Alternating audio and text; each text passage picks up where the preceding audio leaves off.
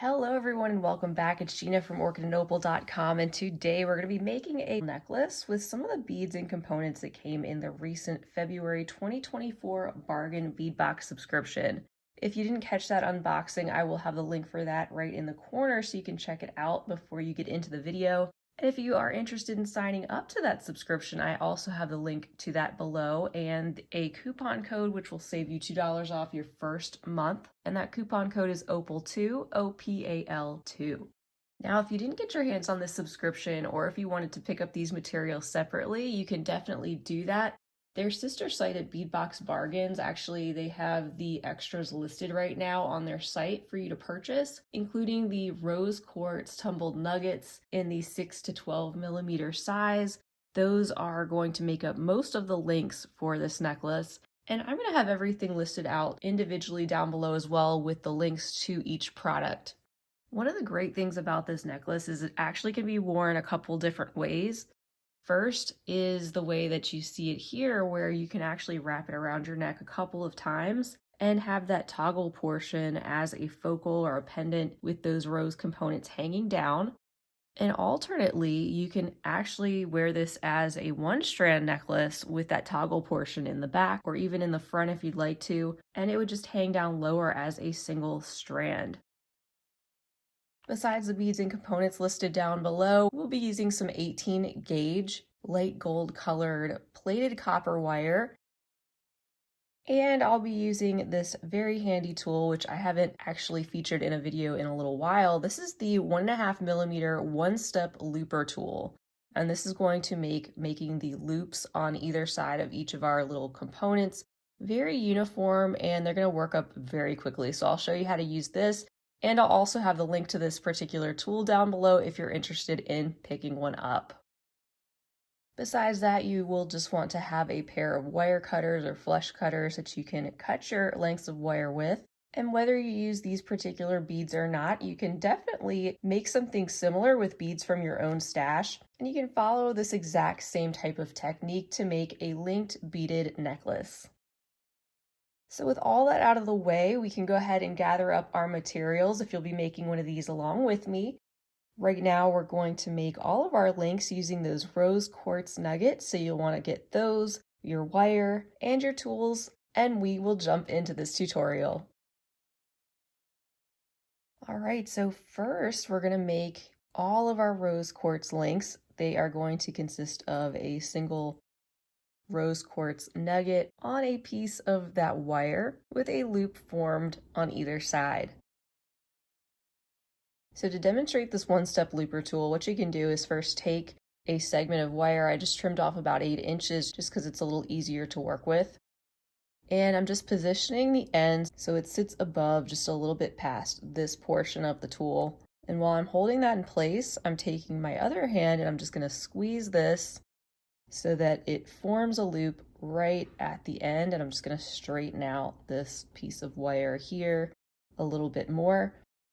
Make sure you clamp that firmly so you can complete that loop in place, and then just gently twist that out, and you have your beautifully formed loop ready to go. And we can simply take one of our nugget beads and feed that onto our wire. And I trim the wire just so it's a little bit easier to see for the video. That you can take your one-step looper now and feed that on the other side and just pull that down till you get to the other side of the bead, just like that. And I like to go ahead and position the loop on this side so that that curl is swooping under, because I like to have these going in opposite directions, and it's just easier to do right away once you are using this tool instead of going back later and trying to straighten everything out. So with that loop and the end of the wire going under, matching the same angle and keeping that wire lined up straight, I'm just going to go a little bit further, tiny bit past the end of that nugget bead, just to give it a little extra room. And then I'm going to squeeze with my other hand and complete the loop on the other side. And while it's on there, I'm just going to straighten this up so that we have our loops lined up. Can pull that off. And as you can see, they sort of create this little figure 8, and our wire is nice and straight. So that's how you complete one of your links. And you're just going to keep doing that until you have all of those rose quartz nuggets that came in the subscription situated on the wire. And we can do another one together. So I'm just again going to take the end of a piece of wire, squeeze that in the looper tool, and just take a minute to straighten that wire out. If this is bent just a little bit, it's okay. You can just take your pliers and just squeeze that and straighten it up. But for the most part, your looper tool will do that for you each time. So we're going to put on another nugget bead.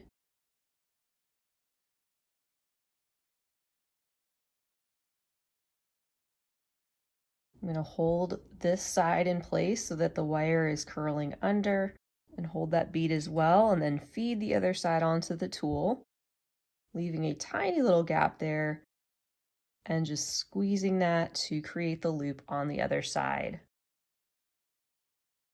And just twist that off. And again, if you want to just straighten that up with your pliers, you can do that. Of course, we'll be going back and connecting all of these links together, so we will be twisting some of those loops just a little bit. And in addition to the rose quartz, you're also going to make about 10 links using these golden colored floral spacer beads. So in the exact same manner, we'll make another loop on our next segment of wire. Bead on that flower bead, hold that in place, and then make the loop on the other side.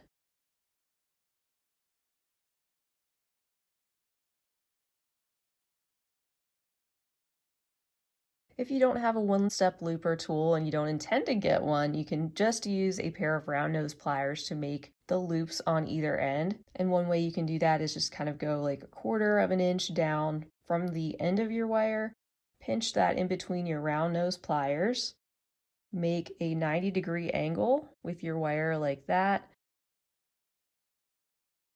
and then reposition your wire, taking the end of your round nose pliers and just curling that in towards itself.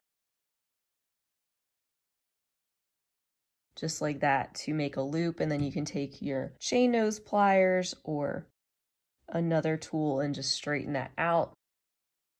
You can feed on a bead just like we did before.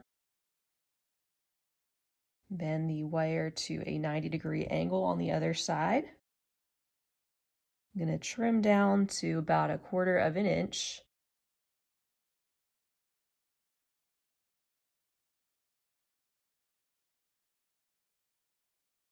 And then take the pliers and just roll that end in toward itself on the other side.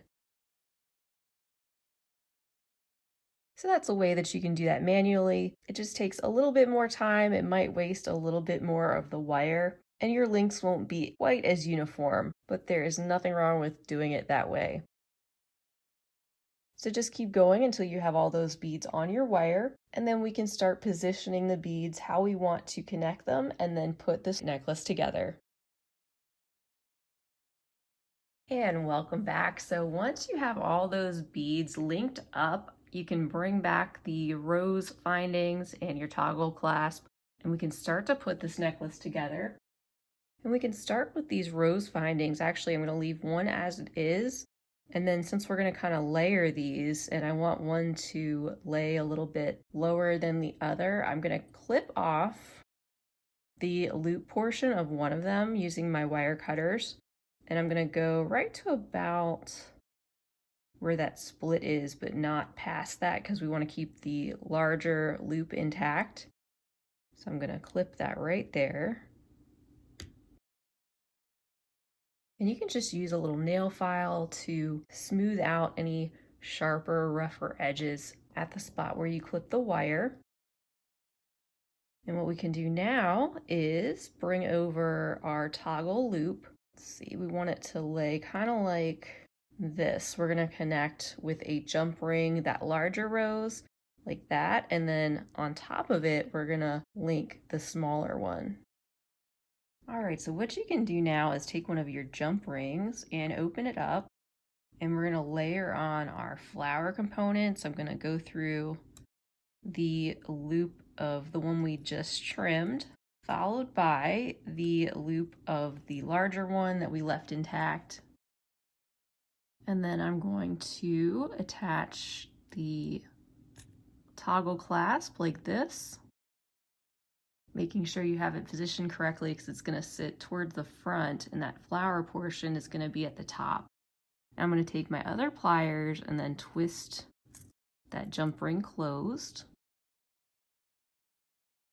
And now we have that portion done, so we can then use the other jump ring to attach this to one of our links when we're ready to do that. Now in the example necklace, I actually had purposely decided to do a graduated pattern of color. So I'd actually separated out all of those rose quartz links, and I went from light, and you can see it's going gradually a little bit darker, and on and around you can see it got darker toward the center, and then I gradually went lighter and got lighter towards the other end so that those would match in the front. Now you don't have to do that, that's just an example to give you an idea if you'd like to. It looks kind of nice like that if you have the necklace worn as a single strand, but I think for the tutorial I'm just going to attach those links randomly and enjoy how they all have a slightly different shade along with the shape of those nuggets. Now, something else I want to mention too is that you can also randomly add on those golden floral beads however you like. I kind of did a more random pattern, like I started out here, as you can see, with 7 of the nugget beads. Then I did a flower, 3 nuggets, another flower. Here's 5 nuggets, another flower. So if you want to keep that really uniform, you can do that as well and just plan out your piece however you like. And if you typically like about an 18-inch necklace, at least if you're wearing a single strand, what I found is that making the chain come out to about 35 or so inches long, not including the toggle clasp portion, will create a very comfortable length. So that way, if you want to wear it as a single strand, you can do that, or you can double up the chain and have enough room to wrap it around twice. So let's continue with our toggle clasp piece. It's gonna sit at one side of our beaded chain. I'm gonna take the other jump ring I have, and I'm gonna feed that around the left side of the flower. And then I'm gonna take one of my links and I'll add that on and close that back up just by twisting it like that. So I'm not going to pay too much attention to the order or the colors or sizes of these rose quartz beads that I'm picking up. I'm just going to try to keep it kind of random. And once you have your next one, you can take your pliers and gently twist one of those loops open and then attach it to the loop on the prior link. Take your pliers once again, then gently twist that back. And it's a good time to straighten up the links if you'd like to do that. And you'll just keep going in that same manner, alternating the rose quartz beads and your golden flower links, however you like.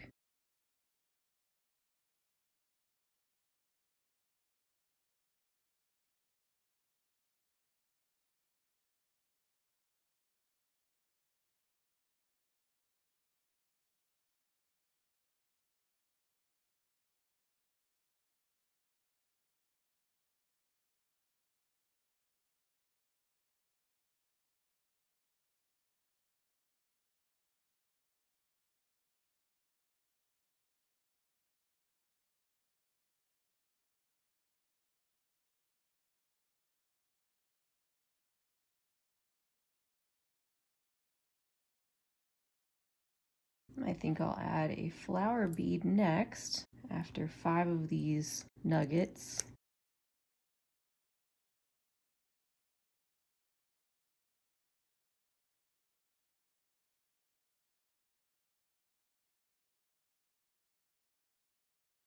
and then continue on in that same manner until you have the entire length that you want.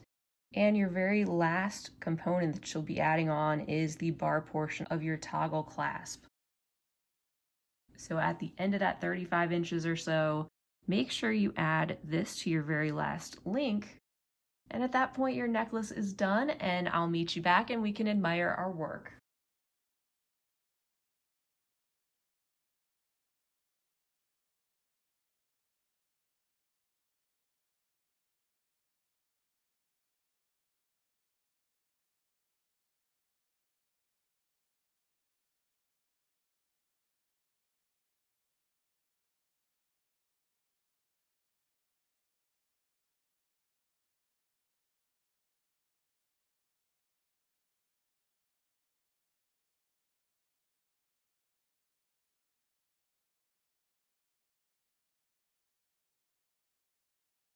And here is our finished necklace. I want to thank you all so much for being here for this tutorial. It's always great to have you. Please feel free to leave a comment down below, especially if you decide to make one of these. I'd love to hear how it turned out. Be sure to check down below the video for the link to the bargain bead box subscription, which has been an inspiration for many tutorials on my channel. Also, be sure to check out their sister site, Beadbox Bargains, where you can pick up extras of these materials, even if you're not a subscriber. And finally, just be sure to give the video a big thumbs up if you enjoyed it. Don't forget to subscribe to my channel while you're here, and feel free to share this tutorial with your other beading friends. That wraps it up for now, though. I hope to see you all again real soon, and until next time, I hope you have a fabulous rest of your day. And as always, happy beading!